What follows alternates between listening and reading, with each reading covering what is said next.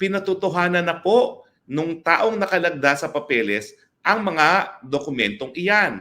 Paano po? Kasi po nagkaroon ng two-page letter. Ito po yung two-page letter na ilinabas din ni Maharlika.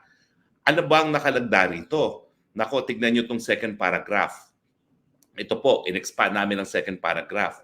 Tungkol doon sa mga classified information, tungkol sa mga dokumento ng political blogger na tumutukoy kay Maricel Soriano at politician Bongbong Marcos and others, alam ng lahat sa ating ahensya na ako po, nung panahon na yon, ang personal na nag-interview sa confidential informant noong March 10, 2012 at the IIS office in front of some IIS personnel who were present at the time.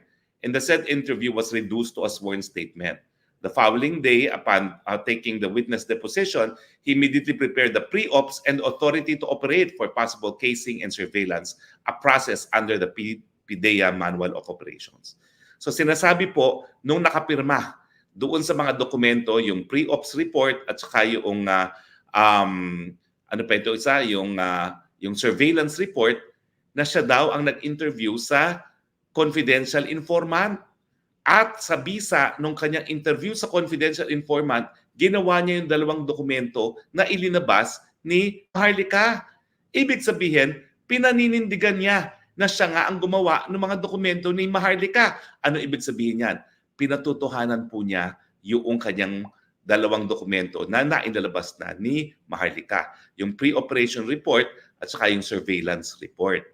Dito sa pangatlong paragraph, bagamat hindi na po natin na-expand yan, ang sinabi niya dyan, yung pangatlong paragraph ay bagamat nagawa na yung pre-operation report at saka yung surveillance report, may pumigil nga doon sa pag-actual lusob, no? Doon sa condominium na high-end sa Makati. At pinangalanan niya kung sino yung mataas na opisyalis ng PIDEA. Apparently, isang mataas na opisyalis ng PIDEA ang pumigil doon sa pag-undertake ng actual operation.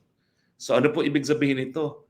Mukhang dahil nagsulat ng ganito itong gumawa ng pre-operation report at surveillance report, pinatutuhanan po niya na siya nga ang responsable dito sa dokumentong ito. Ibig sabihin, totoo ang mga dokumento na noong 2012 nagkaroon talaga ng ebidensya ang PIDEA sa pamamagitan ng isang confidential informant na gumagamit ng pulburon ang ating presidenteng BBM sa isang high-end condominium sa Makati.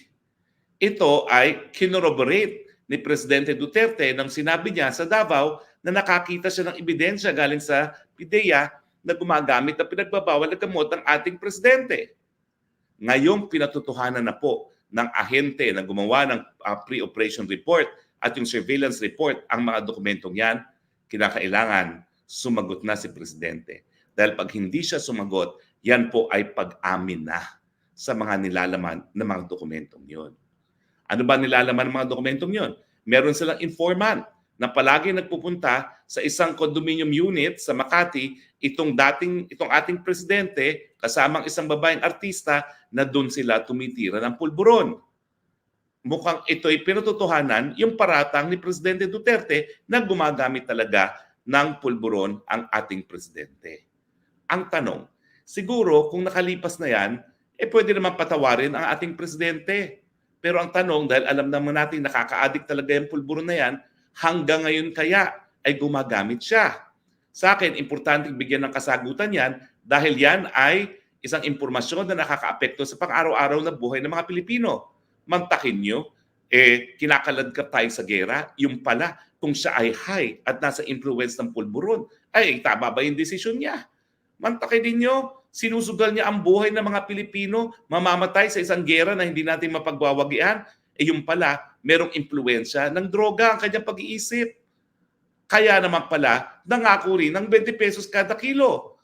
Yan naman po hindi ko sinasabi na conclusive na siya ay gumagamit ng droga. Pero kailangan magsalita na siya. Hindi po pwedeng manahimik. Either umamin or pasinungalingan. Kung pasinungalingan, hindi lang salita-salita lamang. Kasi mayroong mga confidential informant at may mga taong gobyerno na talagang nag-casing na sa kanya. Kinakailangan talaga magpag-drug test.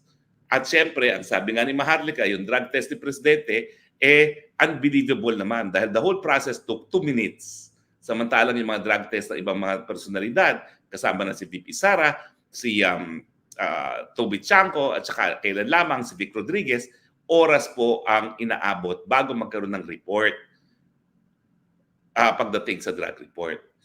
So ngayon, ang kailangan natin, transparency, Mr. President. Panahon na para magsalita. Kung sasabihin nyo naman na hindi na kayo gumagamit ngayon ng pulburon